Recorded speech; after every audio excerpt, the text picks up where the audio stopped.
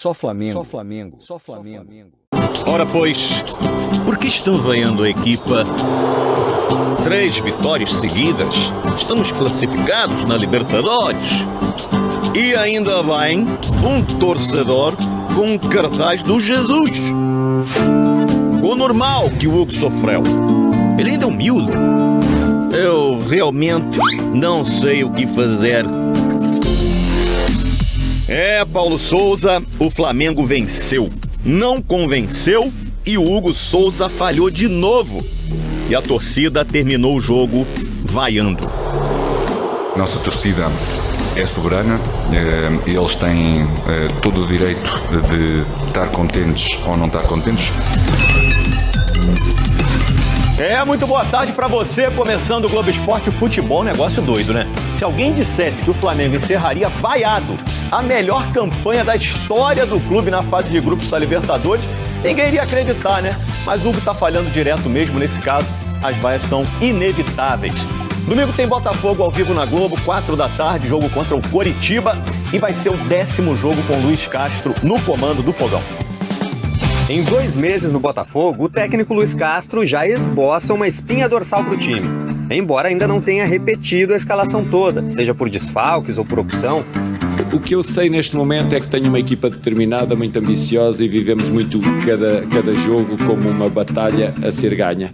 Para os jogadores, a batalha tem início com a disputa para ser titular. Defesa e ataque já tem figuras carimbadas. Nos últimos 3 jogos do Brasileirão, por exemplo, o time começou com Gatito, Saravia, Canu, Cuesta e Daniel Borges. Na frente, Herisson e Vitor Sá. No meio-campo, o técnico Luiz Castro vem fazendo mais mudanças na escalação, na busca do equilíbrio entre as características dos jogadores e o esquema de jogo. 8 atletas já se revezaram no setor. Patrick de Paula, Tietê, Chay, Lucas Fernandes, Lucas Piazon, Del Piage e Barreto já tiveram chances. Mas nesse setor foi o Luiz Oyama quem mais jogou até agora. Foi titular nos 7 jogos do Brasileiro. E Luiz Castro já deixou claro que essas mudanças fazem parte do processo. Aquilo que vai ser a equipa no futuro. Nós muitas vezes prevemos nas nossas cabeças o que nós gostaríamos de ser daqui a 1 mês, daqui a 2 meses. Mas pelo meio há tanta coisa que nos vai acontecendo. Para o chileno Carlos Palacios, esse é um Vasco acolhedor. Chegando aqui, as pessoas me abraçaram, ficaram do meu lado e eu tinha que dar uma resposta. A estreia foi contra a Ponte Preta, em São Januário, no final de abril. Logo de cara, já pôde sentir a paixão dos vascaínos. A torcida é uma coisa incrível. É muito legal para nós que estamos em campo. Aos 21 anos, Palacios é a principal contratação do Vasco na temporada até agora. Ainda está longe da forma física ideal, por isso só participou de 5 partidas. O clube investiu cerca de 8 milhões de reais para trazer o jogador do Internacional. E o início de trabalho dele no Vasco vem agradando ao técnico Zé Ricardo. Como diz o futebol italiano, ao qual eu assisto bastante, o jogador tem uma fantasia, ou seja, um toque diferente. Nesta quinta, o Vasco recebe o Brusque em casa. E o Palácio está de olho numa vaga. Quem sabe até formando uma parceria com o Nenê no meio-campo. Tem característica parecida. Como temos características parecidas, só olhando para ele eu já sei o que vou fazer. Então acho que posso jogar com ele sem problemas. Ontem o Camisa 10 recebeu o título de cidadão honorário do Rio de Janeiro na Câmara Municipal. E assim como o Nenê, o Palacios já está entrando no clima da cidade. Acho que o carioca é diferente. Às vezes fico na minha e os caras vêm conversar comigo, me fazer rir. Estou muito feliz. Na verdade que eu estou muito feliz aqui. 3 times brasileiros estão felizes também, eles avançaram para as oitavas da Sul-Americana. Vamos começar pelo Internacional, que goleou o 9 de outubro do Equador. Rodrigo Dourado fez 1-0 para o Internacional, o jogo foi no Beira-Rio, né? Aí teve um sustinho. Caicedo empatou o jogo para o 9 de outubro, 2 minutinhos depois do gol do Inter. Mas aí o Rodrigo Dourado fez mais um, a confusão na área ali, ó, categoria, toque no cantinho. Já no segundo tempo, percebeu, né? Mudou de lado. Aí o Quiñones dá uma força, faz um gol contra. 3-1 para o Internacional. Rodrigo Dourado vai fazer 4-1. 3 gols do Dourado, né? Aí depois o Cadorini dá uma matada no peito bonita, mas quem vai fazer o gol é o Estevão. 5-1 Internacional, classificado então para a próxima fase da Sul-Americana. Agora Santos e Banfield na Vila Belmiro. Marcos Leonardo sofreu o pênalti. Ele bate no meio do gol, Santos 1-0. Agora prepare-se para um golaço. Olha o chute do domingo, cara. Lá na gaveta, nenhuma chance para o goleiro, mas o Santos se classificou graças ao saldo de gols.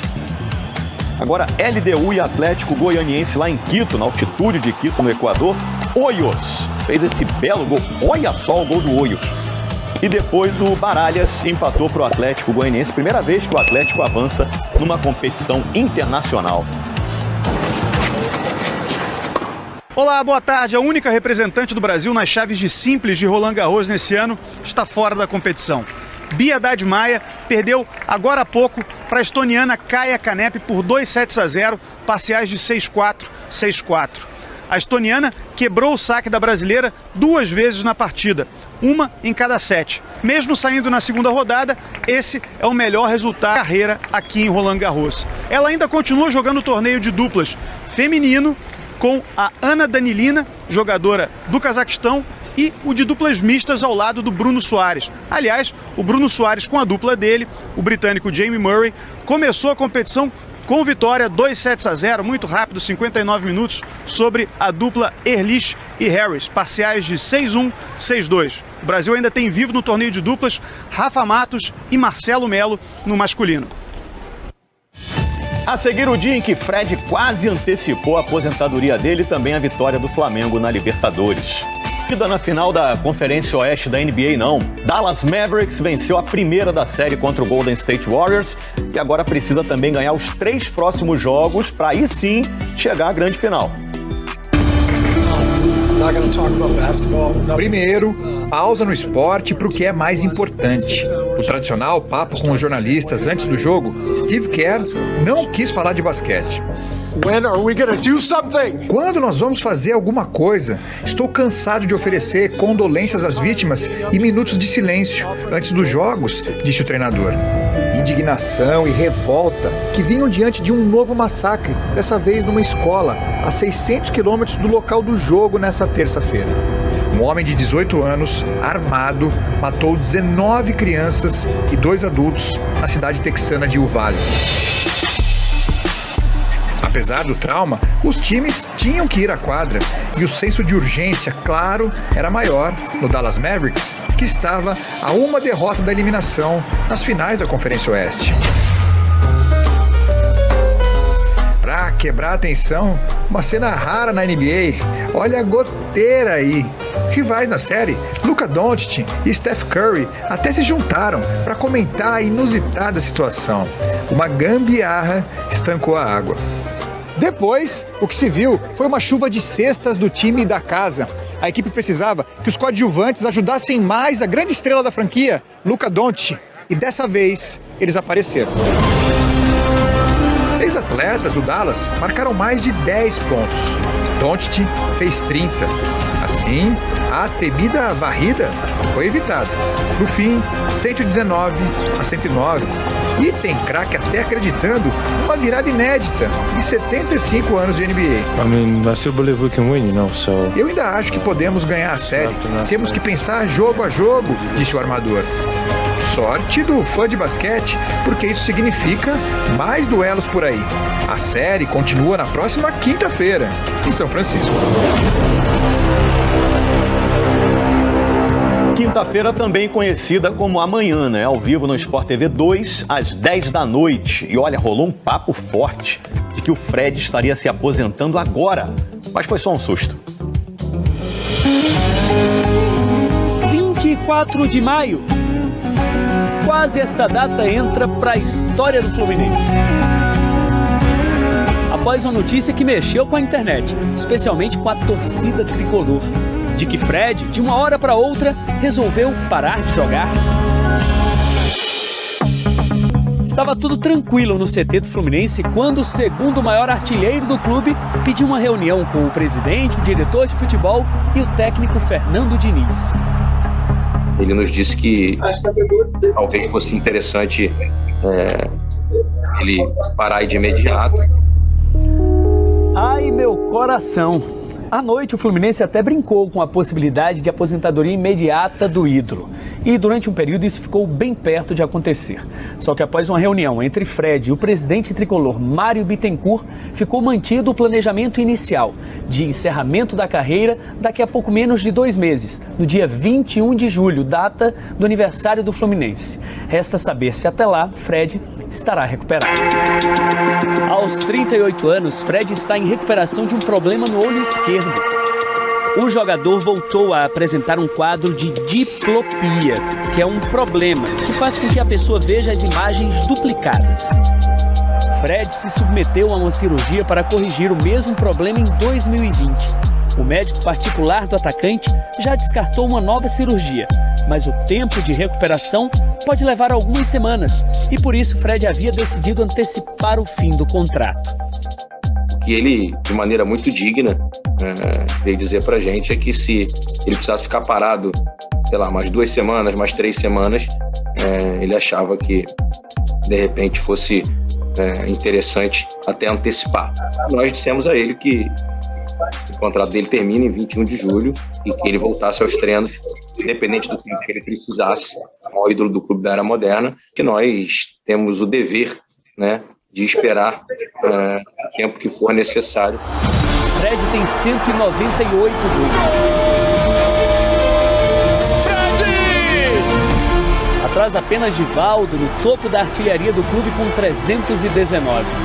Com esta camisa são 5 títulos, 2 cariocas, a Primeira Liga e 2 brasileirões, competição que terminou como artilheiro 3 vezes, 2 pelo Fluminense.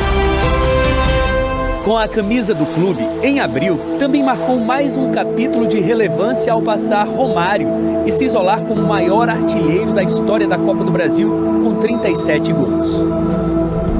Não foi agora, mas será daqui a bem pouco tempo. O alívio, os torcedores sabem, é apenas temporário. Está próximo o fim da carreira daquele que já é eterno no coração de cada tricolor.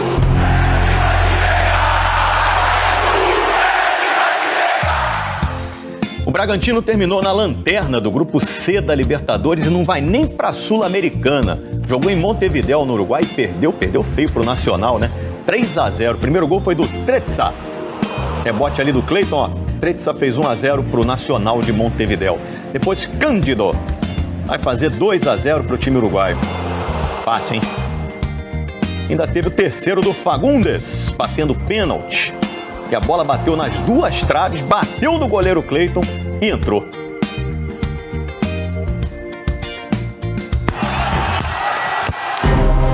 Hora de mais uma daquelas frases do técnico Abel Ferreira. Hoje vivemos num mundo em que 1 hora tem 1 segundo. Olha ali.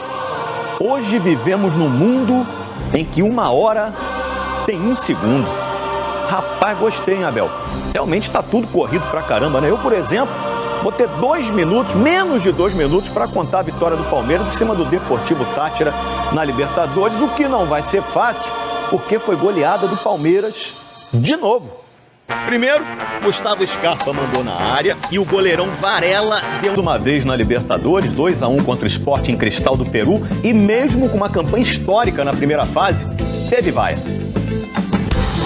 Terça-feira de Libertadores, o time já classificado, noite para comemorar a melhor campanha da história do Flamengo numa primeira fase de Libertadores. Para saudar um garoto em dias de glória. E noite também para expor alguns incômodos. Vaias pro Marinho, pro Rodinei, que entrou no segundo tempo, e novamente pro Hugo Souza, goleiro que vive um momento ruim. Vamos começar pela parte boa. No primeiro tempo, o Flamengo... Qualidade, sei onde eu posso chegar. Claro, com muito trabalho, procurando evoluir no dia a dia, nos treinamentos, nos jogos, né? Mas sei que a chance real é clara, né? Sinal de confiança do... A perfeição. Nesta campanha sofreu um gol. Hoje.